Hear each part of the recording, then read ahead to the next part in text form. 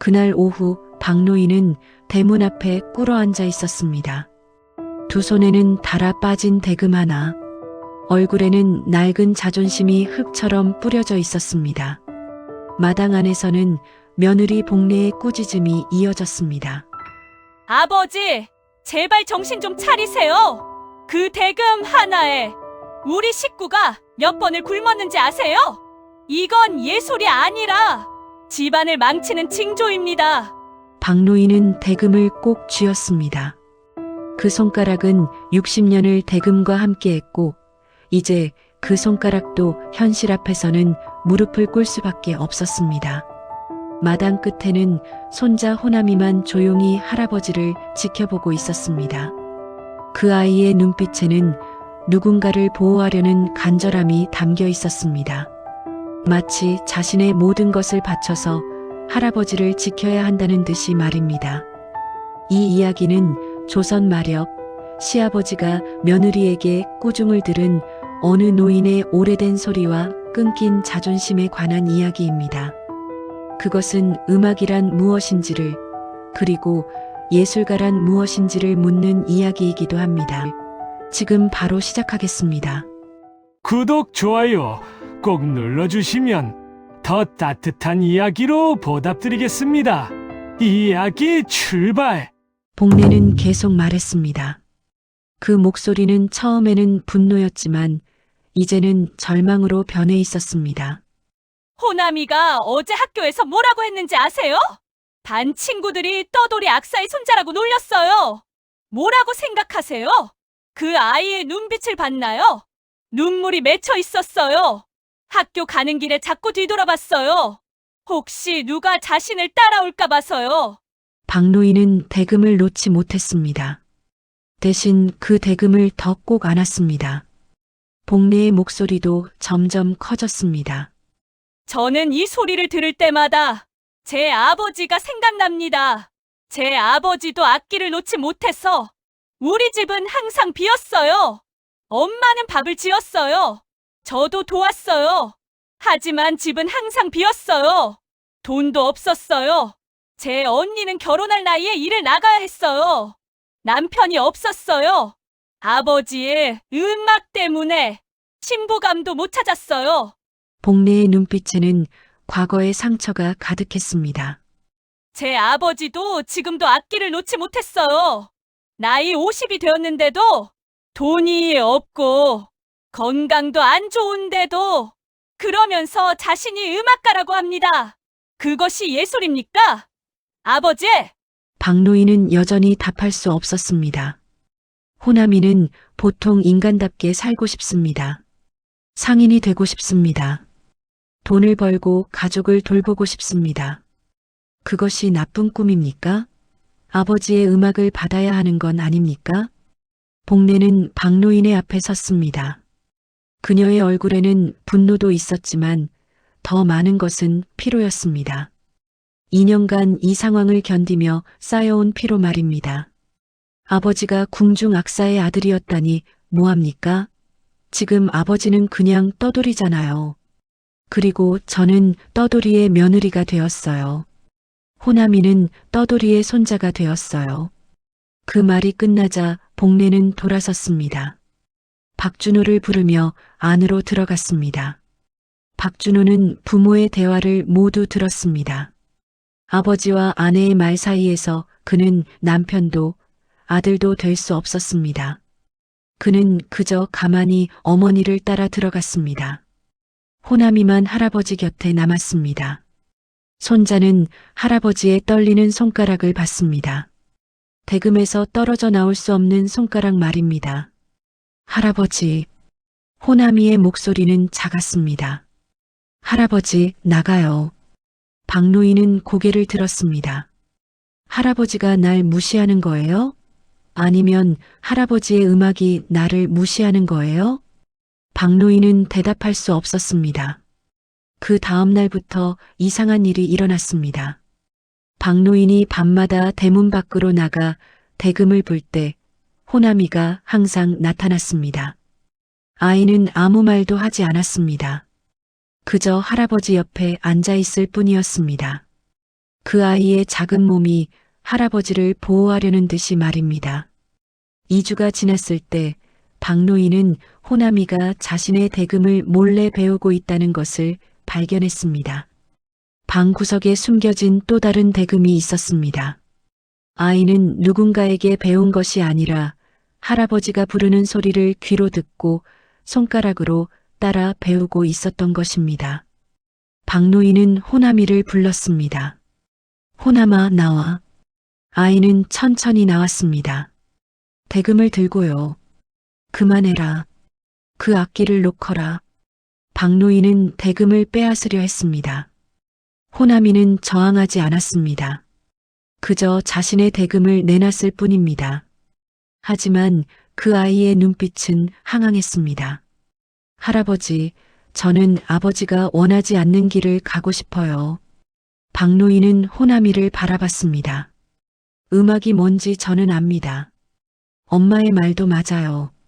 할아버지의 대금으로 인해 우리가 얼마나 힘들었는지 저도 압니다.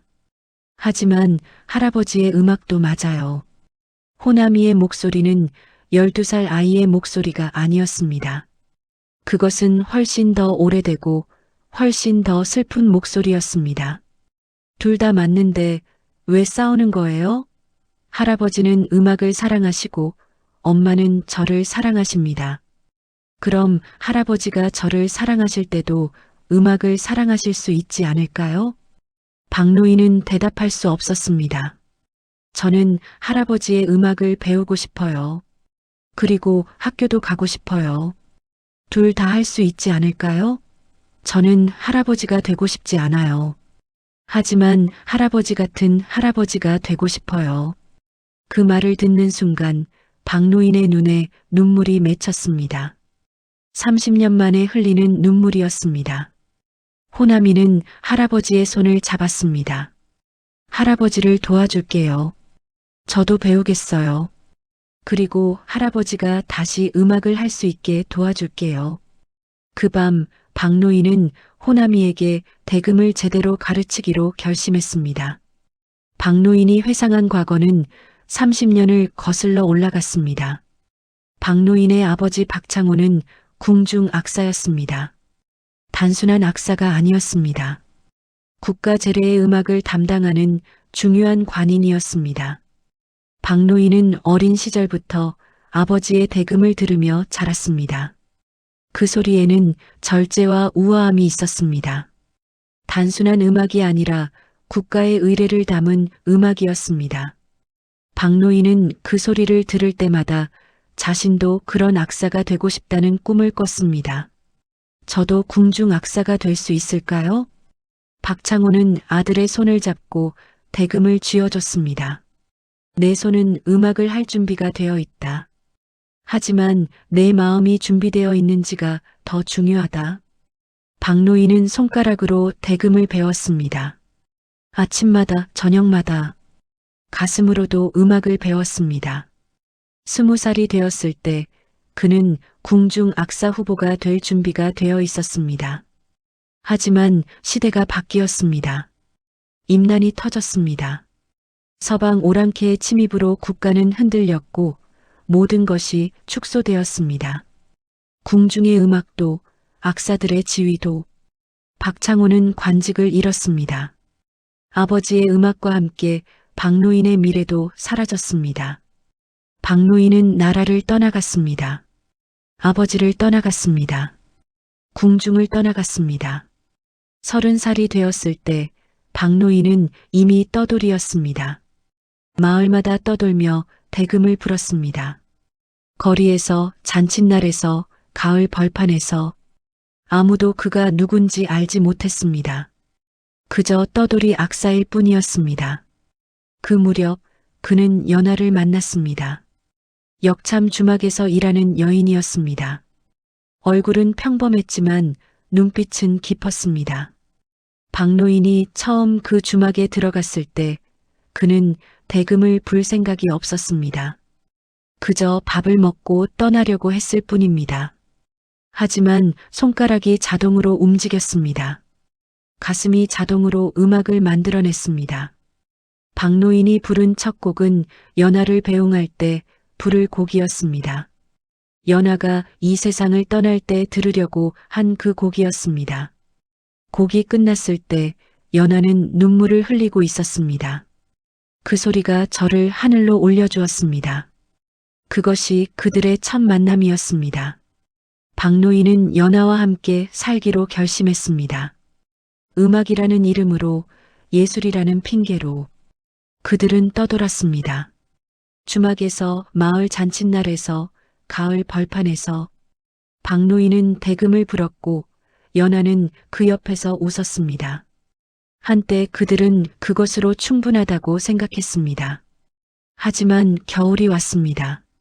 박노인이 아들 호남을 낳고 나서 정착한 산골 마을에서 연하는 병이 들었습니다. 춥고 배고픈 삶 속에서 병은 빠르게 진행되었습니다. 의약도 없었고 돈도 없었습니다. 박노인은 더 열심히 대금을 불었습니다. 마을 사람들에게 구걸하듯 불었습니다. 그것이 자신의 유일한 무기였기 때문입니다. 하지만 그 소리는 연하의 목숨을 구하지 못했습니다. 연하가 죽는 날 박노인은 그녀의 손을 잡고 있었습니다. 계속 불어주세요. 그 아름다운 소리를 계속 들으면서 떠날래요. 박노인은 연하가 숨을 거둘 때까지 대금을 불었습니다. 곡의 이름을 묻지도 않고 그저 손가락이 하는 대로 불었습니다. 그것이 그들의 마지막 함께한 음악이었습니다.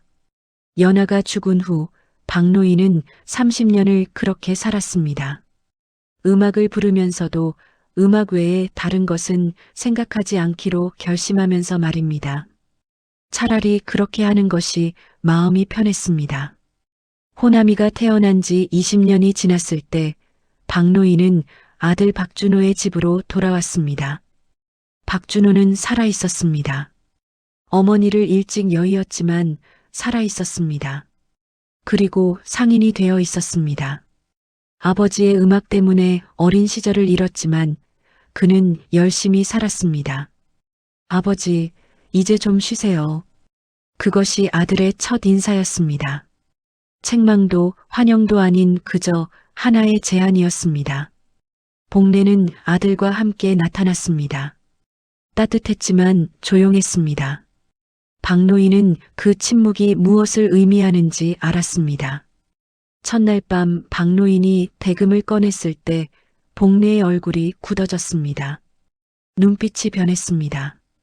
그녀도 악사의 가족이었던 것입니다. 그 때문에 얼마나 고생했는지 그녀는 알고 있었습니다. 박노인은 그날 밤 대금을 놓았습니다. 하지만 손은 계속 흔들렸습니다. 밤이 되면 그는 대문 밖으로 나갔습니다. 달빛 아래서 몰래 대금을 꺼냈습니다. 그것이 유일한 위로였습니다. 아들의 집에서, 아내의 눈초리 아래서 살기 위한 유일한 위로 말입니다.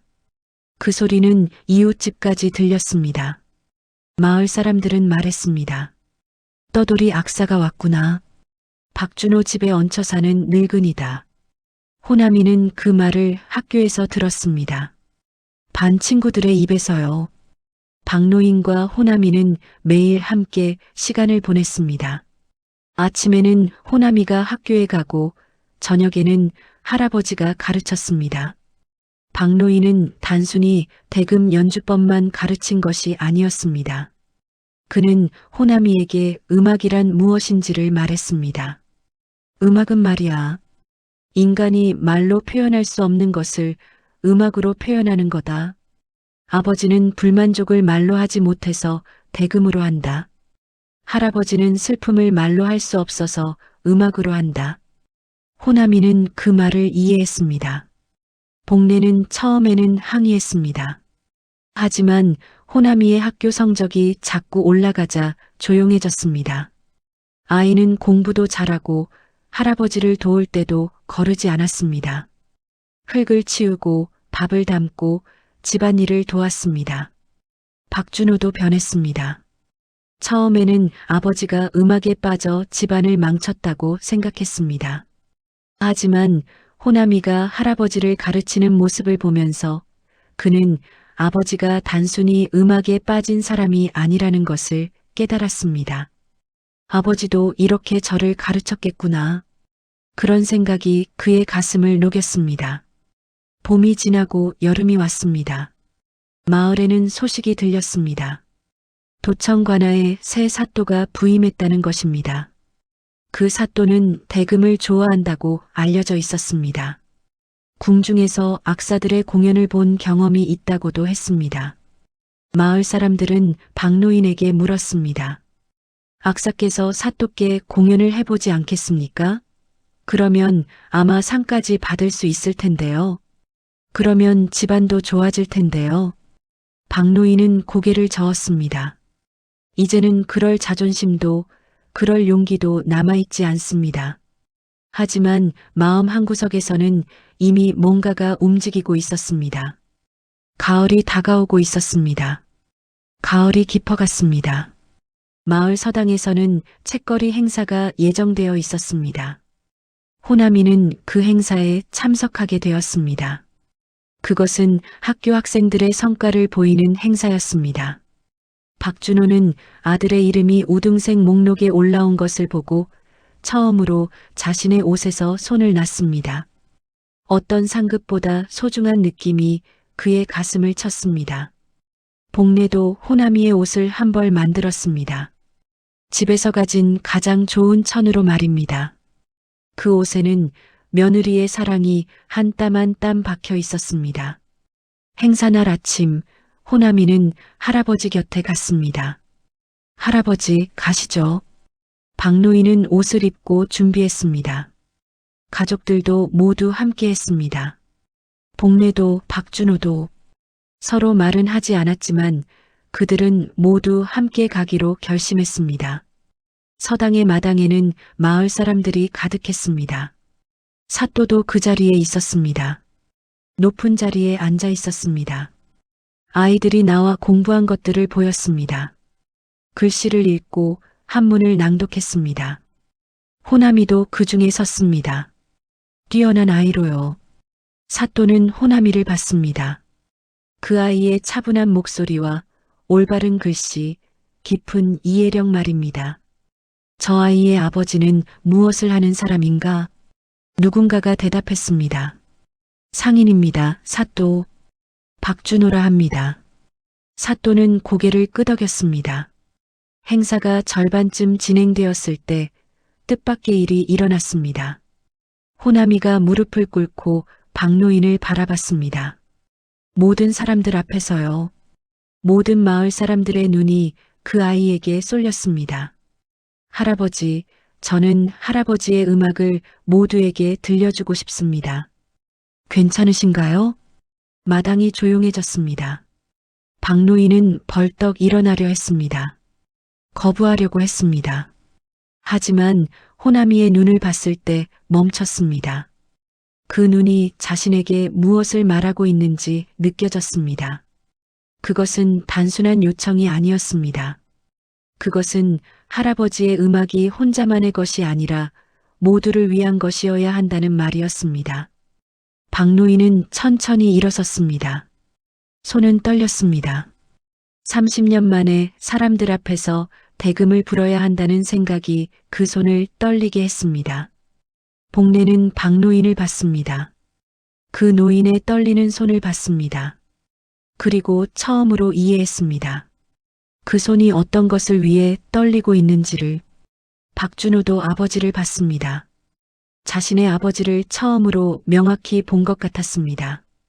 박노인이 대금을 입에 댔을 때 손은 멈췄습니다. 떨림도 멈났습니다. 그의 손가락은 기억하고 있었습니다. 아버지 박창호가 가르쳐준 궁중 음악을, 연화를 배웅할 때 불렀던 곡을, 호남이와 함께 부었던 모든 시간을. 곡이 흘러나왔습니다. 마을 사람들은 숨을 멈췄습니다. 그들이 몇 년 동안 밤마다 들어온 그 소리는 이렇게 아름다운 것이었나 싶었습니다. 그것은 떠돌이의 신세 한탄이 아니었습니다. 그것은 진정한 음악이었습니다. 사또는 자리를 떠났습니다. 일어나서 박노인에게 다가갔습니다.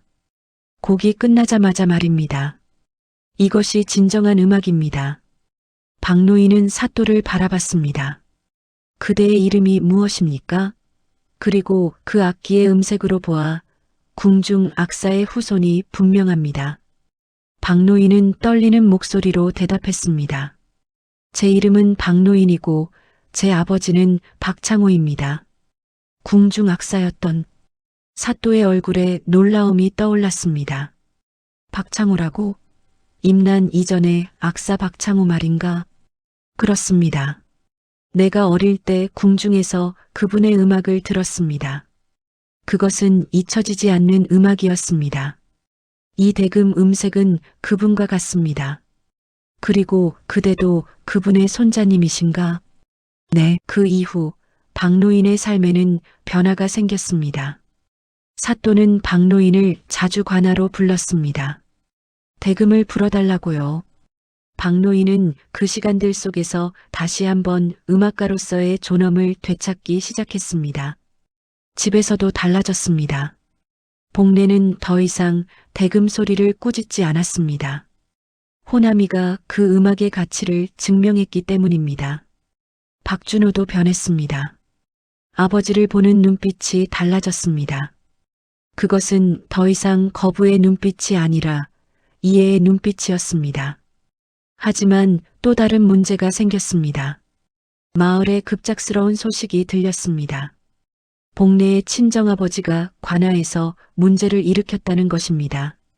복례의 친정아버지 이름은 이만수였습니다. 그도 악사였습니다. 그는 여전히 악기를 놓지 못했고, 여전히 가난했고, 여전히 현실에 맞서지 못했습니다. 어느 날 사또의 행렬이 지나갔습니다.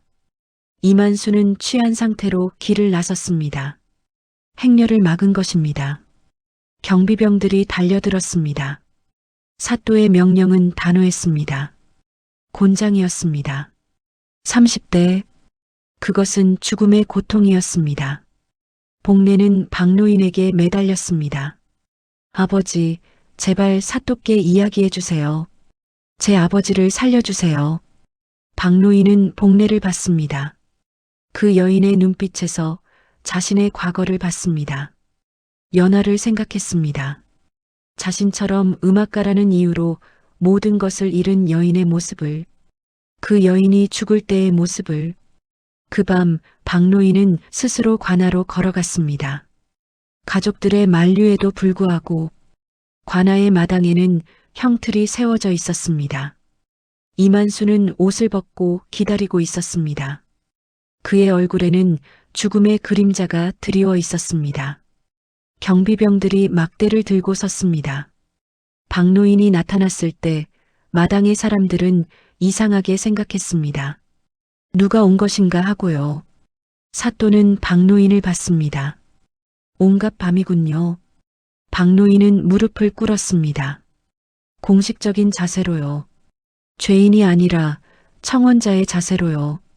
사또, 무엇인가? 제가 왔습니다. 그 악사를 대신해서 곤장을 맞으러요. 마당에 있던 모든 사람들이 움직였습니다. 사또는 일어났습니다. 무엇이라고? 저를 곤장 주십시오. 그리고 그 사람은 놓아 주십시오. 박노인의 목소리는 침착했습니다. 그 사람의 딸이 제 며느리입니다. 그 사람도 제처럼 음악가입니다. 저는 그 길이 얼마나 가혹한지 압니다. 박노인은 자신의 과거를 말했습니다. 제 연인이 있었습니다.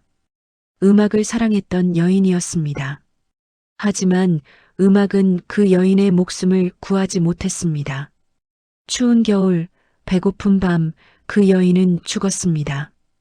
박노인의 목소리에는 30년 된 슬픔이 담겨 있었습니다. 제가 그 길을 걸어봤습니다. 그 끝이 어디인지 압니다. 제발 쟤를 곤장 주십시오. 그리고 그 사람은 놓아 주십시오. 사또는 오랫동안 박노인을 바라봤습니다. 나는 묻는다. 그대가 부르는 그 대금, 그것이 그대의 삶이 아닌가? 박노인은 대답할 수 없었습니다. 우리가 음악을 멀리하면 누가 음악을 지킨단 말인가? 사또는 자리를 돌아다녔습니다. 그대가 부르는 그 곡이 이미 궁중까지 알려졌다. 그대의 아버지 박창호라는 이름도 함께. 우리나라에는 재래를 위한 궁중 음악이 필요하다. 그것을 지킬 사람이 필요하다. 사또는 박노인을 바라봤습니다. 그대는 죽음 대신 삶을 택하십시오. 그리고 그 음악을 지키십시오. 사또는 손을 들었습니다. 형틀을 내려놓아라. 곤장을 중단하라. 박노인은 그 말을 듣고 처음으로 눈물을 흘렸습니다. 박노인과 이만수는 함께 관할을 나갔습니다. 집에 도착했을 때 복례는 문 앞에 서 있었습니다. 그녀는 박노인을 바라봤습니다. 그 눈빛이 처음 본 것과는 완전히 달랐습니다. 분노가 사라졌습니다. 분노 대신 이해가 있었습니다. 아버지, 감사합니다. 그 말이 나온 순간 복례는 울음을 터뜨렸습니다. 박준호는 아버지에게 다가갔습니다. 그리고 인사를 했습니다. 아버지. 단 2글자였지만 그것에는 30년이 담겨 있었습니다. 그 밤 박노인은 호남이를 불렀습니다. 호남아, 내가 너에게 하나 더 가르쳐 줄 게 있다. 박노인은 대금을 들었습니다. 손가락은 더 이상 떨리지 않았습니다. 그리고 곡을 불었습니다. 30년 전에 연하를 배웅할 때 불렀던 그 곡을요. 호남이는 할아버지의 손가락을 따라갔습니다. 아직 완벽하지는 않았지만 아이의 손가락도 그 곡의 의미를 알아가고 있었습니다. 복례는 옆방에서 그 소리를 들으며 바느질을 계속했습니다. 더 이상 마음은 다하지 않았습니다. 그 소리 속의 의미를 이해했기 때문입니다. 박준호도 들었습니다. 아버지의 음악을 처음으로 완전히 이해하면서 시간이 흘렀습니다. 박노인의 삶은 조용해졌습니다. 복례는 더 이상 대금 소리를 꾸짖지 않았습니다. 그 이유는 단순했습니다. 그 소리가 무엇인지 완전히 이해했기 때문입니다. 그것이 단순한 예술이 아니라 한 사람이 세상에 남기려는 마지막 존엄이라는 것을 말입니다. 호남이는 여전히 할아버지 옆에서 대금을 배웠습니다. 이제 그것은 숨겨진 수업이 아니라 공개적인 시간이었습니다. 학교도 다니고 할아버지의 음악도 배우고 박노인은 더 이상 떠돌지 않았습니다. 아들의 집에서 손자와 함께 마을에서 대금을 불었습니다. 그 소리는 여전히 이웃에까지 들렸지만 이제 그것은 떠돌이의 신세 한탄이 아니라 마을의 음악이 되었습니다. 경로를 지나던 나그네들도 들었습니다. 그들은 멈춰섰습니다. 그 소리가 무엇인지 알려고. 그 소리가 뭐지? 누군가 물으면 마을 사람들은 대답했습니다. 궁중 악사의 손자가 부르는 음악입니다. 박창호의 음악입니다. 가을이 깊어가던 어느 날 박노인은 한 곡을 더 불었습니다. 연하를 떠나보낸 지 거의 30년이 지난 후였습니다. 그 곡을 들으며 호남이는 처음으로 완전히 이해했습니다. 음악이 무엇인지를. 그것은 가난을 덮을 수는 없었습니다. 집안 형편이 갑자기 좋아지지도 않았습니다. 박노인은 여전히 늙은 시아버지였고 이만수도 여전히 악사였습니다. 하지만 그것도 괜찮았습니다. 음악이란 가난 속에서도 사람이 죽지 않게 해주는 것이었기 때문입니다. 음악이란 사람을 하늘로 올려주는 것이었기 때문입니다. 그것이 박노인이 연화에게서 배운 것이었습니다. 그것이 호남이가 할아버지에게서 배운 것이었습니다. 그것이 복례가 마침내 깨달은 것이었습니다. 조용하고 길고 아름다운 음악처럼. 다음에는 더 좋은 이야기로 보답드리겠습니다. 구독과 좋아요는 영상 제작에 큰 힘이 됩니다. 오늘도 좋은 하루 되시고 감사합니다.